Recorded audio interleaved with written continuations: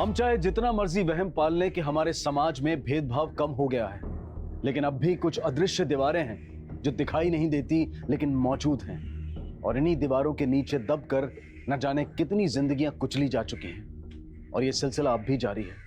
क्या अपनी मर्जी से जीवन साथी चुनना गलत था, या फिर योगेश जो एक प्रेमी जोड़े लीना और समीर की मदद करना चाहता था वो गुनाह था? और अगर नहीं तो उन्हें किस बात की सजा मिली थी? और फिर इस प्रेम कहानी ने 6 महीने के बाद जो रूप लिया वो दिल दहला देने वाला था।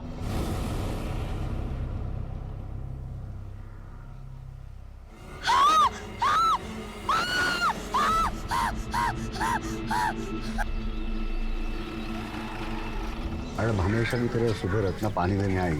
मैडम बॉडी की सारी हिस्से निकाले हैं, 3 लाशें, एक आदमी की, एक औरत और एक छोटा बच्चा है।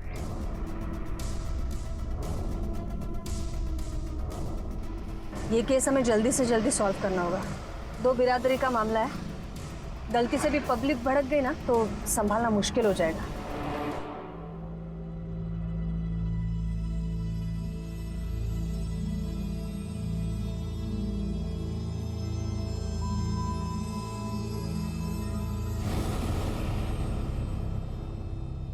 बहुत सीधा आदमी था मैडम योगेश, सबकी मदद करता था और इसी मदद करने के चक्कर में उसकी जान गई।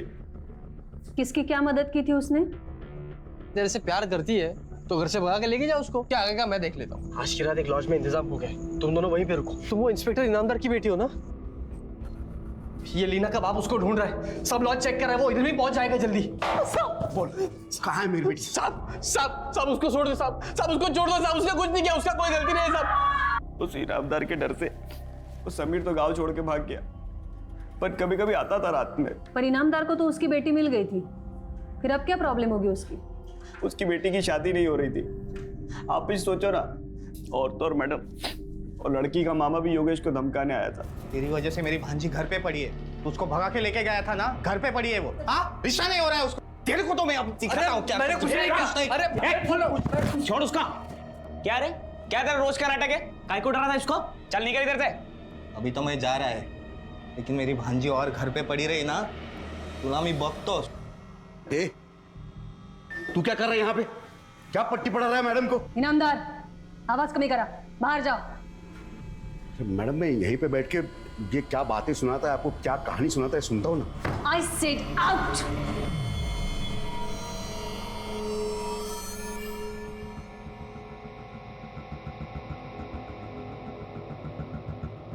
हाँ बोल। मैडम वो हरीश, ये इनामदार साहब ने योगेश को बहुत परेशान किया, मेरे भाई का जीना आराम कर दिया था।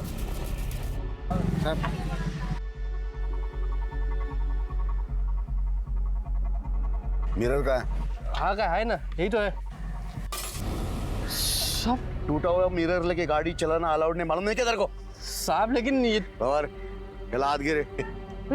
साहब लेकिन साहब ये तो गलत है ना साहब।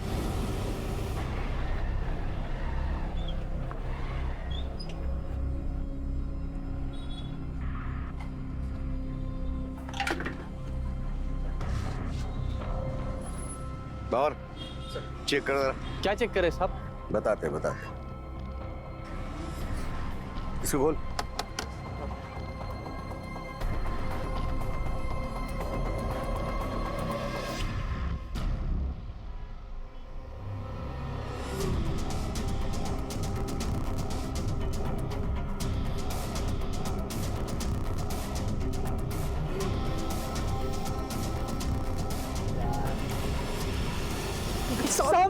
क्या ये कहाँ से लाया? साहब मेरा सीधे से समझ में नहीं आया। अच्छा, इसीलिए तुम्हें ऐसा लग रहा है कि इनामदार ने योगेश को मार दिया? सिर्फ इतना ही नहीं मैडम, जिस दिन वो तीनों गायब हुए मेरे को योगेश का फोन आया। वो मेरे को बोला कि इनामदार साहब उसको मिलने के लिए बुलाए। उसने तुम्हें क्यों बताई ये बात? वो चाहता था मैं भी उसके साथ जाऊं। तो गए क्यों नहीं तुम? वो मैडम, मैं डर गया था, मेरे को लगा इनामदार साहब मेरा भी जीना आराम कर देंगे। ठीक है, अभी तुम जाओ, जरूरत पड़े तो हम लोग बुला लेंगे तुम्हें। बरा मैडम। बाबर, ये योगेश के फोन कॉल के रिकॉर्ड्स मंगवाओ, और हाँ, पड़ोसियों से पूछताछ करो ये यशवंत कितना सच बोल रहा है और कितना झूठ। मैडम, आपने वो 2 कौड़ी के आदमी के सामने मेरी बेइज्जती की। इनामदार, पहली बात, लोगों को यूं कौड़ियों में गिनना बंद करो। और दूसरी बात, इस केस में तुम खुद सस्पेक्ट हो, तो कुछ दिन घर बैठ जाओ, ऑफिशियल लेटर मिल जाएगा तुम्हें। आज से तुम सस्पेंडेड हो। हाँ साहब, मैंने देखा था, वो तीनों गए थे 15 तारीख की शाम को। ये कोई 7 बजा होगा, इस तरफ से गए थे। इसका मतलब है वो इनामदार के घर पे गए थे? उस तरफ ही गए थे। अब उधर क्यों गए थे साहब, ये मुझे नहीं मालूम। पर हाँ साहब, उस दिन दोपहर में इनामदार साहब भी आके गए थे योगेश के घर पे। ओए जी साहब, योगेश कहाँ रहता है? योगेश, ये वाला घर है साहब उसका।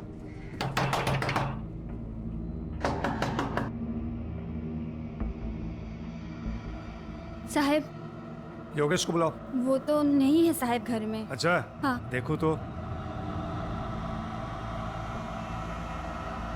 और योगेश को बोलो रात को मेरे घर में आके मिले। साहब। और अगर नहीं मिला ना तो। साहब, कैसे पर नाम ही चालू है, गाँव छोड़ो। इस झमेले में हमको मत घसीटो साहब। अरे मैं कहाँ घसीट रहा हूँ? तुम्हारे पति ने शुरू किया ना झमेला, वही खत्म करने के लिए बुला रहा हूँ। भेज देना। ये योगेश की बीवी ने इनामदार को यूं ही कहा था या सच में वो गांव छोड़कर जाने वाले थे? हाँ साहब, वो अपनी सब जमीन अमीन बेचकर मुंबई जा रहा था। अच्छा, वो लड़का समीर कभी मिलने के लिए आया था? हाँ साहब, योगेश के गायब होने से 1 रात पहले आया था। बहुत चिल्लम चिल्ली की आवाज आ रही थी। जितनी मैं तेरी मदद कर सकता था मैंने की, अब बस। क्या बस हुआ? 2 थप्पड़ क्या गिरे, सब कुछ उगला तू? वो लोग तृप्ति को भी मार रहे थे, इसलिए मैं बोला। क्या हुआ क्या नहीं हुआ ये मैं नहीं जानता। मैं सिर्फ इतना ही जानता हूँ कि तेरे वजह से हम लोग अलग हुए। अब तू ही हमें एक करेगा। बस झाला हाँ बाबू, आपकी वजह से बहुत कुछ सहा है हम लोगों ने। जास्त काय मागतो है नहीं, मुझे बस एक नया सिम कार्ड दो, रहने के लिए एक खोली दो, बाकी सब मैं खुद हैंडल कर लूंगा। अरे भाव, आप कुछ चाहिए क्या आपको? वो थोड़ी सी साकर चाहिए थी मेरे को। अच्छा, अभी देती हूँ।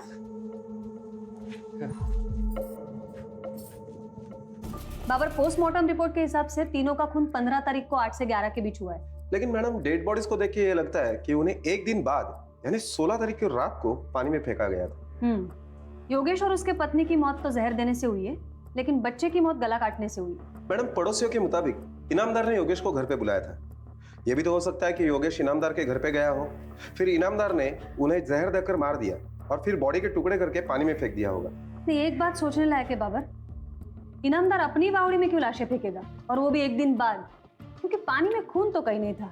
मैडम, इनामदार पुलिस वाला है, उसने पुलिस वालों की तरह ही सोचा। हम उसके ऊपर शक ना करें, इसलिए शायद उसने ऐसा किया होगा। हो सकता है, बिल्कुल हो सकता है। और पोस्टमार्टम रिपोर्ट में और एक बात है, लाशें काटने के लिए किसी करवट जैसी चीज का इस्तेमाल हुआ है। ये इनामदार की सोच उसकी तरह ही घटिया है, हर चीज में वो ऊंच नीच देखता है। मुझे तो लगता है कि खून उसी ने किया होगा। उसकी बेटी समीर के साथ भाग गई, उसे बर्दाश्त नहीं हुआ होगा। बाबर, एक काम करो, योगेश के और इनामदार के फोन के कॉल रिकॉर्ड्स मंगवा। मेरी लड़की भागी नहीं थी, वो उसे बहका के भगवा के लेके गया था। अगर भाग जाती तो मैं सोचता मर गई मेरे लिए, पर ऐसे कोई भगा के लेके जाए तो मैं क्या, कोई भी चुप नहीं बैठेगा। आप चाहे तो रिकॉर्ड चेक करो। पाटिल मैडम, ये इनामदार की बेटी है ना, उसे जरा पुलिस स्टेशन लेके आओ जल्दी। हाँ, तर मिस्टर इनामदार।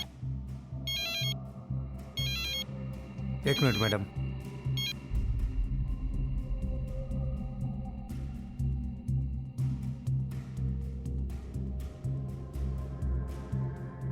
सॉरी मैडम, वो घर से फोन था। बसा। इनामदार, 15 तारीख को योगेश को तुमने घर पे बुलाया था? हाँ, बुलाया तो था, मगर वो आया नहीं। वो आया नहीं था या तुम्हारे घर से वापस गया ही नहीं? हाँ, मैं मानता हूं कि मेरा गुस्सा था योगेश पर, मगर उससे ज्यादा गुस्सा मेरा समीर पे था। अगर कुछ करना ही था तो मैं योगेश को क्यों करता, समीर को करता था। हाँ, योगेश पे तो तुम्हारा बहुत कम गुस्सा था, इसीलिए उस पर फेक केस लगवाया, वो भी जबानी। लॉकअप में बंद करवाया, खूब पीटा। हाँ, वो तो ऐसे ही। फिर कैसे इनामदार? जादू से बुलेट आई उसके स्कूटर में?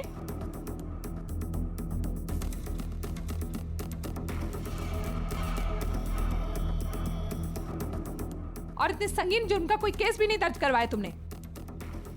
वैसे एक बात बताइए इनामदार साहब, योगेश को आपने अपने घर पे क्यों बुलाया था? मैडम मैं सच कह रहा हूं, वो लोग मेरे घर आए ही नहीं।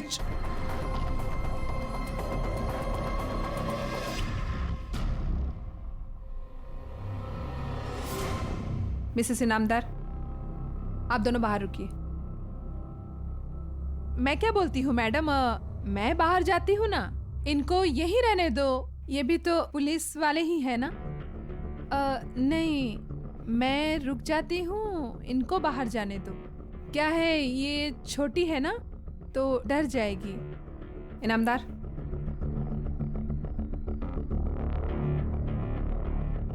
ये बस बस बस घाबरो नकोस। तुमने चेहरा क्यों ढाक रखा है दुपट्टे से? दुपट्टा हटाओ। डरो नहीं, दुपट्टा हटाओ।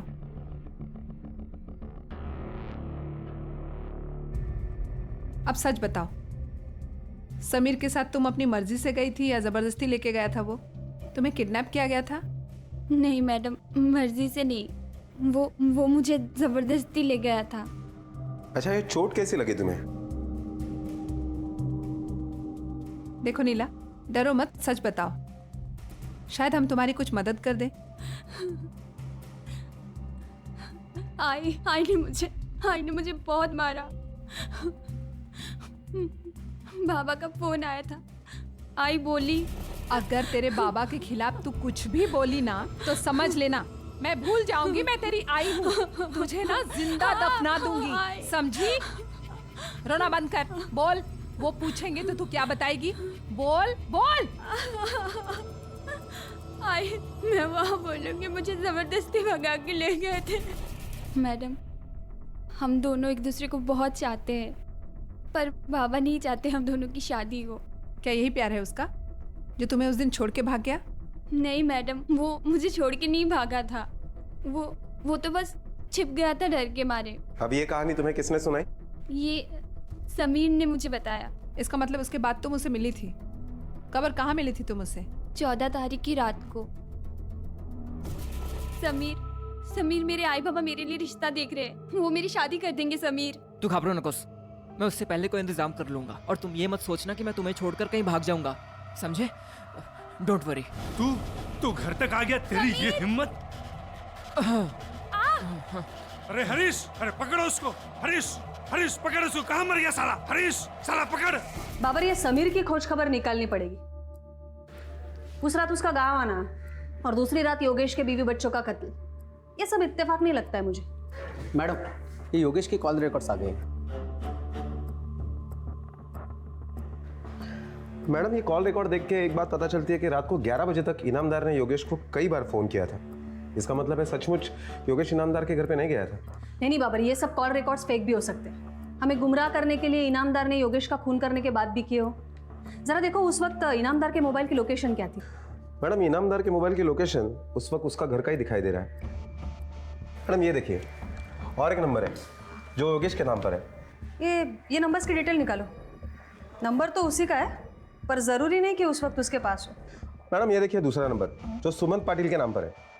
इस नंबर से भी योगेश को कई बार फोन किए गए हैं। बाबर, एक काम करो, ये योगेश का दूसरा नंबर और ये सुमन पाटिल का नंबर, दोनों के डिटेल्स निकालो। हाँ साहब, पेपर में पढ़ा उसके बारे में। बहुत बुरा हुआ बेचारे योगेश के साथ। तुम कैसे जानते हो योगेश को? उसके जमीन का डील मैंने किया था ना साहब। उसकी जमीन मतलब उसका घर और उसकी खेती, जिसे बेचकर वो मुंबई जा रहा था। हाँ साहब, बहुत दिनों से भावताव चल रहा था हम लोगों के बीच। वो 50 लाख मांग रहा था, लेकिन इतना रेट नहीं है यहाँ। फिर एक दिन आके वो 45 लाख में डन किया, लेकिन उसके बाद ये सब हो गए साहब। मैडम ये भी तो हो सकता है कि इसमें सुमंत पाटिल का ही हाथ हो।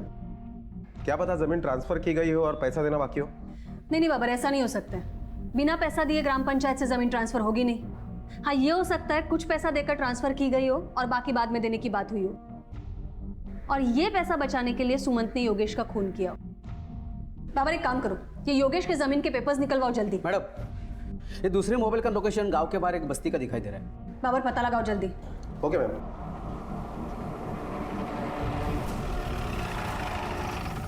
साहब, वही रूम आयो।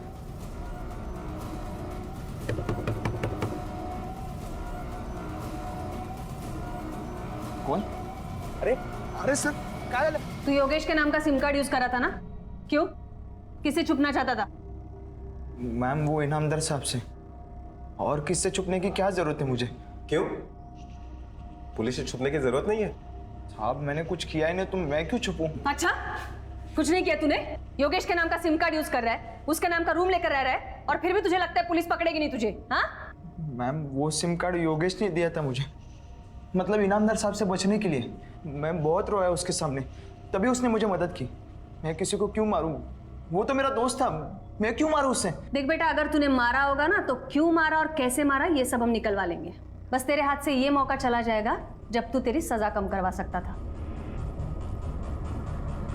बाबर, ये केस की सारी फाइल्स चाहिए मुझे। सर, ये सुमंत पाटिल के कॉल रिकॉर्ड्स है जो आपने मंगवाए थे। मैडम, ये कॉल रिकॉर्ड से पता चलता है कि सुमंत पाटिल को हरीश ने भी कई बार फोन किया था। ये हरीश और सुमंत का एक दूसरे से क्या लेना देना है? मैडम, ये योगेश, जमीन, पैसा, लीना और समीर एक दूसरे से जुड़ी हुई कड़ियां लगती है। साहब वो दोस्त है मेरा, इससे आगे मेरा उससे कोई वास्ता नहीं साहब। अभी आप बोले ना मेरे को कि योगेश सुमन को जमीन बेच रहे हो, तभी मेरे को मालूम पड़ा साहब। अच्छा, ये तूने पिछले हफ्ते योगेश को इतने फोन क्यों किए थे जब वो उसे जमीन बेच रहा था? साहब आप मुझ पे शक कर रहे हो? पुलिस वाले का साला हूँ साहब, मैं ऐसा गलत काम थोड़ी ना करूँगा। बाबर, ये हरीश बहुत टेढ़ी खीर है, ये जरूर कुछ छुपा रहा है हमसे, या तो वो इनामदार के बारे में या तो फिर सुमंत पाटिल के बारे में। मैडम, मुझे लगता है कि हमें सुमंत पाटिल और इनामदार के घर की तलाशी लेनी चाहिए। हो सकता है कि मर्डर वेपन उनके घर पर ही मिले या कोई खून के धब्बे भी मिल सकते हैं। ये इनामदार और सुमंत पाटिल के साथ साथ समीर के रूम की भी तलाशी लेनी चाहिए। बाबर, एक काम करो, कल सुबह जल्दी से जल्दी सर्च वारंट लेके आओ कोर्ट से। इनामदार, तुम्हारे घर का सर्च वारंट है मेरे पास। कोपरा शोधूंगा। Yes sir. बाबर, मेरी बात सुनो, तुम्हें यहाँ पे कुछ मिलने वाला नहीं है। बिरादरी में मेरी नाक कटेगी। देखो, ये तुम भी जानते हो, it's a part of investigation, और तुम्हें जो कुछ कहना है मीरा मैडम से कहना।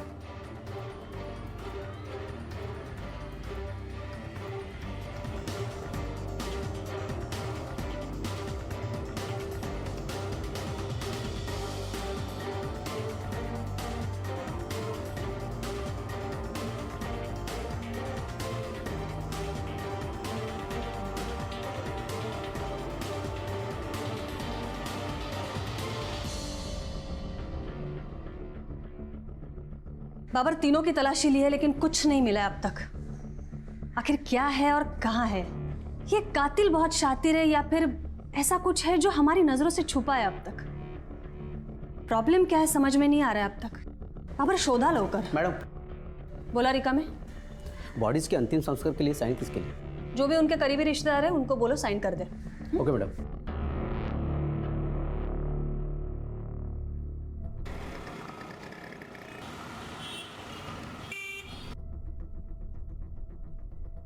यशवंत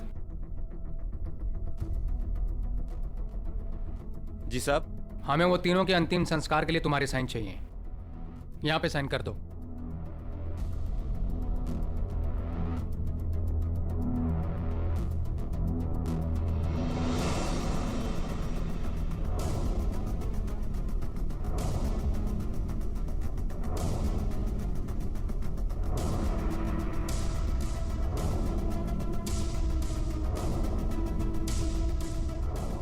ठीक है सर।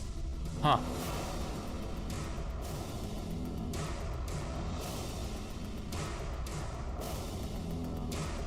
Hello ma'am. हाँ रिका में बोला।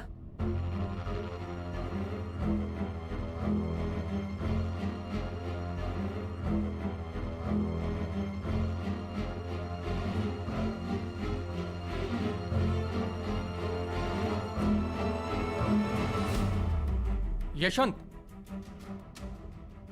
क्या हुआ साहब? अरे 2 पेपर और भी है, एक काम करो, पुलिस स्टेशन जाके साइन करके आओ। काय को? नजदीकी रिश्तेदार तुम हो, अंतिम संस्कार के लिए बॉडी तुम्हें सौंपनी है इसलिए। हरीश, इनामदार साहब ने तुम्हें भी बुलाया। अच्छा, फोन मत करो, मैडम के सामने बैठे हैं, यहाँ तक फंसे हुए हैं। चलो साथ में चलते हैं। नहीं नहीं, तुम दोनों चले जाओ, मुझे थोड़ा काम है। ओके ठीक आहे. कशाला बोलवलंय? लाव लवकर. कशाला बोलवलंय? चला बाबर.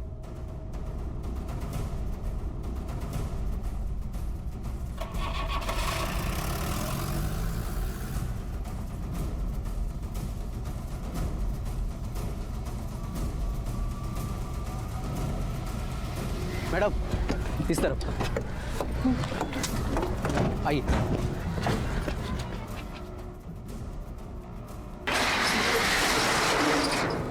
आइए मैडम, ये देखिए.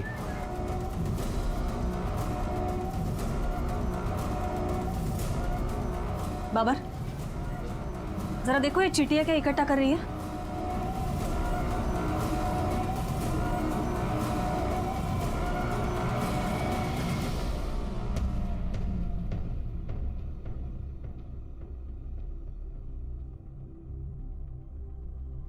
मैडम, ये तो मांस का टुकड़ा है. शोधून काढा सगळं, छान मारो सब. बाबर, हे सगळं खोदा, देखो और क्या मिलता है. शिंदे, कूलर पाउडर लेके आओ.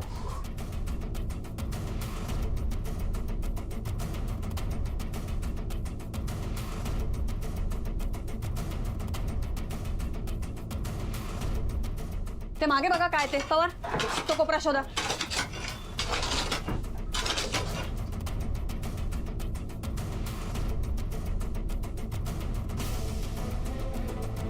ती भिंत शोधा तिकडे बघा.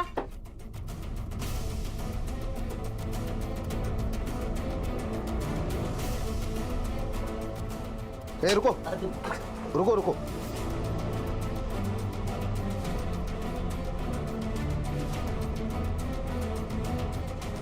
मैडम, मैडम ये देखिए. काढून फॉरेंसिक लैब ला पाठवा. और हाँ, फॉरेंसिक लैब में बोलो रिपोर्ट जितनी जल्दी हो सके उतनी जल्दी चाहिए. और हाँ, पुलिस स्टेशन फोन करके बोलो दोनों को बिठा के रखें. दोनों ने मिलके खून किया है या फिर दोनों में से किसी एक. मैडम,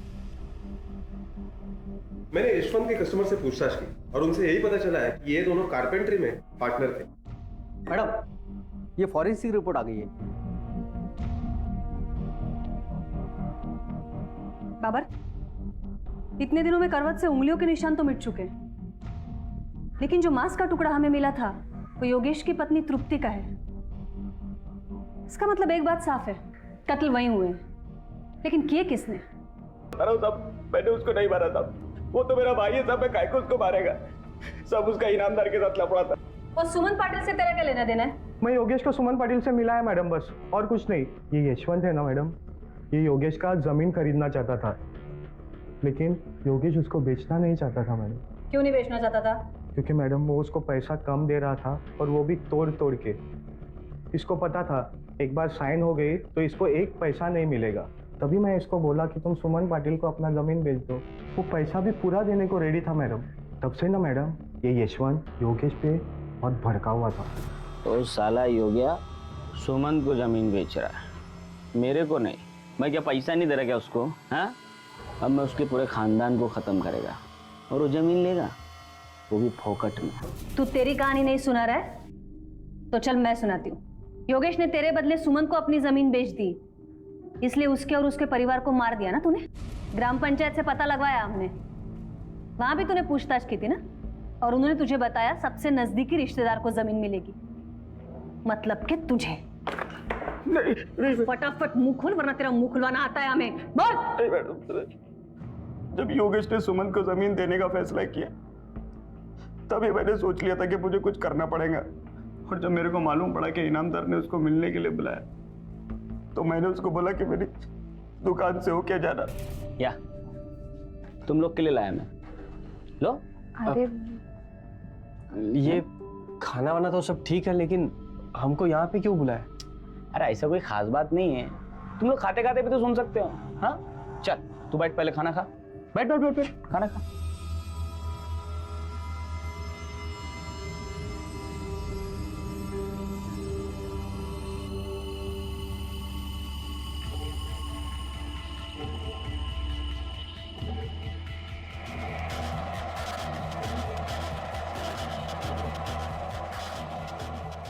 फिर मैंने उनको बारदान में भर दिया।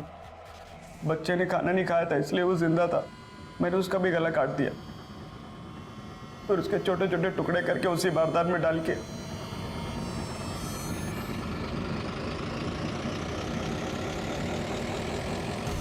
एक जमीन के टुकड़े के लिए तूने अपने भाई को मार डाला यशवंत, और वो बच्चा जिसको जमीन और लालच का मतलब भी नहीं पता, उसको इतनी गंदी मौत मारा तूने। जो जुर्म तूने किया है ना यशवंत, उसकी सजा तुझे मिलेगी।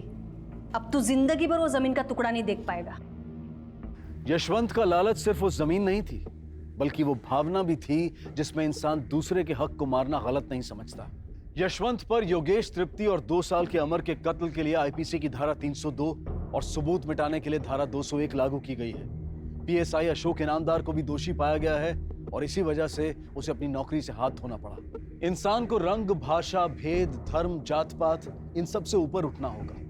प्रकृति ने सबको समान हक दिए हैं और किसी दूसरे का हक छीनने के परिणाम भयानक हो सकते हैं। अब मैं अनूप सोनी आपसे विदा लेता हूं। फिर मुलाकात होगी अगले एपिसोड में एक और चौंका देने वाले केस के साथ।